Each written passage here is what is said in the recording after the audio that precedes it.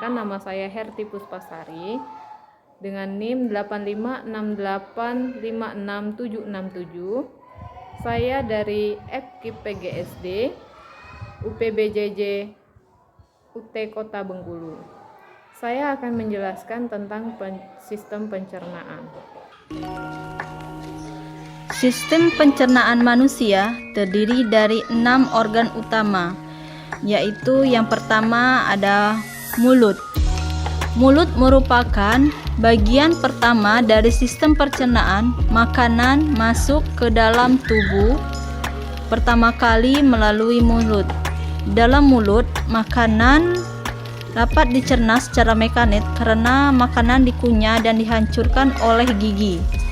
Dalam mulut juga terdapat lidah yang berfungsi mengatur posisi makanan saat dikunyah. Selain itu, lidah juga berfungsi untuk merasakan makanan. Untuk memudahkan dalam menelan makanan, mulut akan memproduksi air ludah atau kelenjar air ludah. Sudah melalui mulut, makanan akan melewati esofagus atau kerongkongan. Kerongkongan atau esofagus merupakan lorong yang akan dilewati makanan sebelum memasuki lambung. Di dalam kerongkongan, makanan tidak mengalami proses pencernaan lebih lanjut. Di kerongkongan terjadi gerakan peristaltik atau gerakan mendorong makanan menuju ke lambung.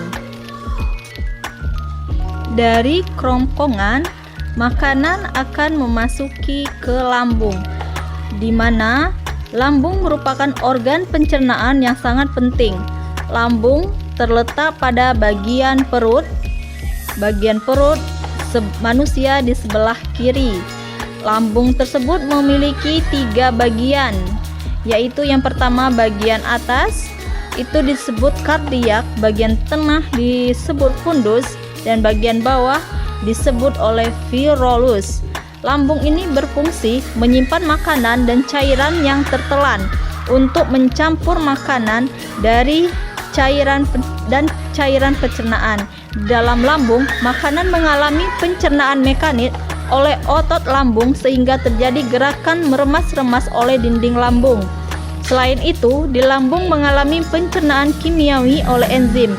Di dalam lambung terdapat enzim pepsin yang berfungsi memecah protein menjadi pepson dan enzim renin yang berfungsi mengendapkan protein susu. Selain itu, dalam lambung juga terdapat asam lambung yang berfungsi membunuh kuman dan mengasamkan makanan. Itu adalah fungsi dari lambung. Dari lambung, makanan akan menuju ke usus halus. Sini ada usus halus, di mana fungsi dari usus halus ini yaitu menyerap sari-sari makanan. Di dalam usus halus, makanan mengalami pencernaan secara kimiawi dan penyerapan sari-sari makanan. Enzim-enzim yang terdapat dalam usus halus ini akan dihasilkan oleh pankreas. Antara lain, enzim amilase. Amilase sendiri berfungsi menguraikan zat tepung menjadi zat gula atau glukosa. Kemudian ada enzim tripsin. Tripsin berfungsi menguraikan protein menjadi asam amino. Dan enzim lipase berfungsi sebagai mengubah lemak menjadi asam lemak. Untuk mencerna lemak dibantu oleh cairan empedu yang dihasilkan oleh hati. Ini akan dihasilkan oleh hati. Sedangkan usus besar, di dalam usus besar, dan kita lanjut ke usus besar. Di dalam usus besar ini terjadi pencernaan sisa-sisa makanan yang kita makan, itu yang tidak dapat dicerna oleh organ sebelumnya, maka ini adalah tugas dari usus besar mengelolanya. Dari sisa-sisa makanan tersebut akan mengalami pembusukan dengan bantuan bakteri Escherichia coli. Selain itu, usus besar akan mengalami penyerapan air.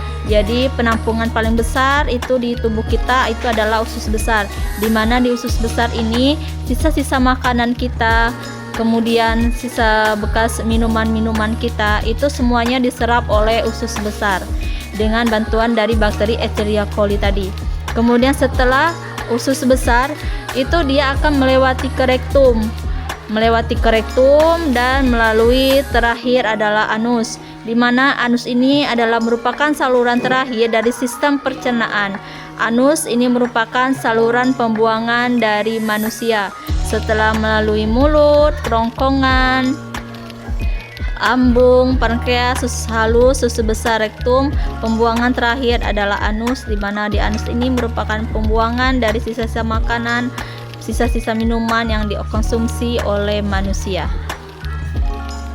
Ya, itulah tadi sistem pencernaan makanan manusia yang saya jelaskan. Terima kasih. Wassalamualaikum warahmatullahi wabarakatuh.